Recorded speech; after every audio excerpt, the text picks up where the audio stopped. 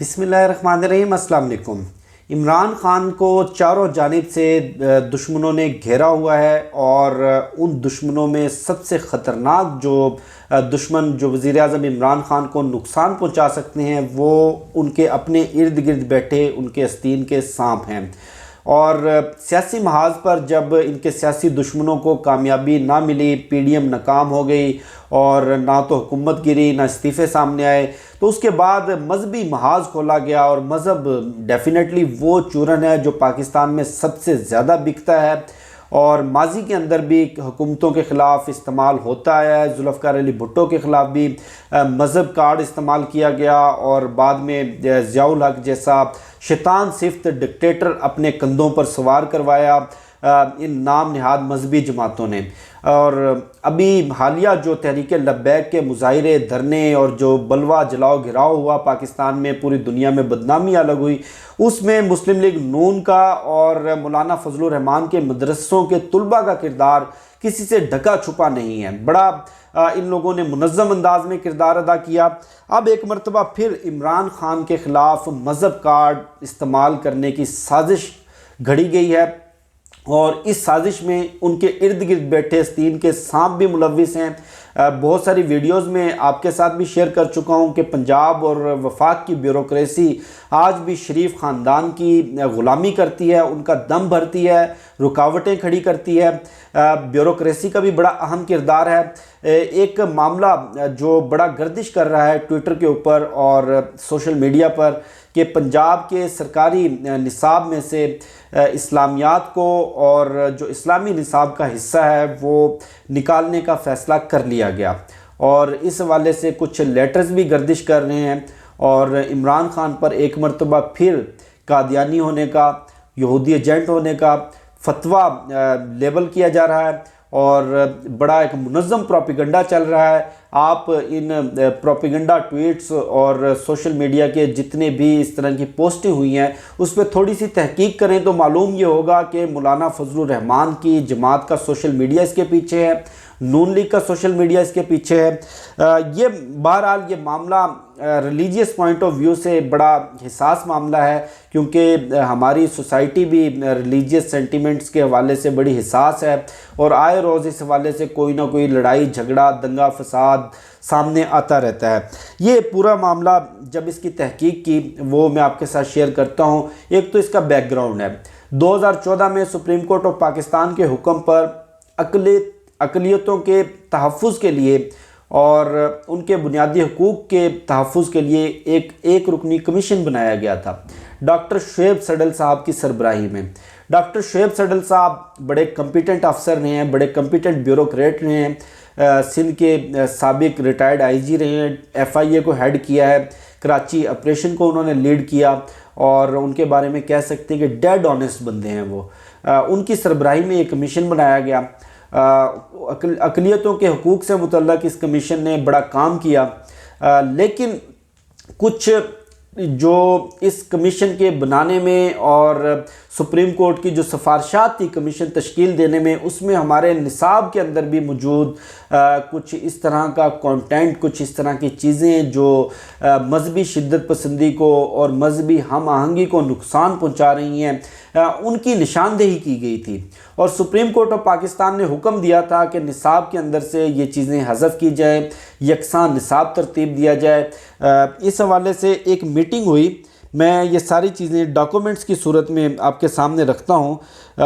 Meeting ہوئی جناب والا، یہ جو پنجاب کے وزارت انسانی حقوق اور اقلیتی حقوق کی جو وزارت ہے اس کے سیکریٹری کی سربراہی میں لاہور کے اندر یہ میٹنگ ہوئی۔ اس میٹنگ کے بعد ایک لیٹر لکھا گیا ہے ہیومن رائٹس ونگ کا، جو پنجاب کا سیکریٹری ہے اس نے پنجاب ٹیکسٹ بک بورڈ کے چیئرمین کو۔ اس لیٹر میں وہ یہ لکھتے ہیں کہ I am directed to refer to this office letter, اور فلاں 14/12/2020 یعنی کہ 14 دسمبر 2020 کو یہ لیٹر لکھا گیا۔ On the subject stated above which you were requested to comply implement the following decisions taken in the meeting held on 19/11/2020 19/11/2020 کو ہونے والی میٹنگ میں جو فیصلے لیے گئے ان فیصلوں کی روشنی میں 14 دسمبر 2020 کو یہ لیٹر لکھا گیا۔ ڈیسیژن کیا تھا؟ یہ جناب دربار ہال سیکریٹریٹ لاہور میں میٹنگ ہوئی، ڈیسیژن تھا religious content must be excluded from the books of other subjects and must be restricted to the books specifically intended for religious knowledge, Islamiyat and ethics. I am further directed to request that compliance may kindly be shared hard copies, soft format at email number दिया है for onward submission to the one man commission. یہ جناب والا پنجاب کے اقلیتی حقوق commission کی ministry کے سیکرٹری کی جانب سے پنجاب ٹیکسٹ بک بورڈ کو لیٹر لکھا گیا۔ پنجاب ٹیکسٹ بک بورڈ نے فوری جو پنجاب کے متحدہ علماء بورڈ ہے ان کو خط لکھا، ان کو انفارم کیا۔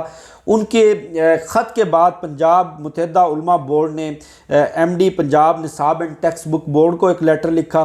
اس لیٹر میں وہ یہ لکھتے ہیں کہ آپ کی جانب سے چیئرمین متحدہ علماء بورڈ کے نام لکھا خط موصول ہوا۔ جناب کے اس خط کے پر غور و فکر کے بعد یہ بات واضح ہوئی ہے کہ نصاب تعلیم سے شریعت اسلامیہ اور اسلامی تاریخ نکالنے کے متعلق عدالت عظمیٰ نے کوئی ہدایت نہیں دی اور نہ ہی یہ معاملہ صوبائی کابینہ میں پیش کیا گیا ہے۔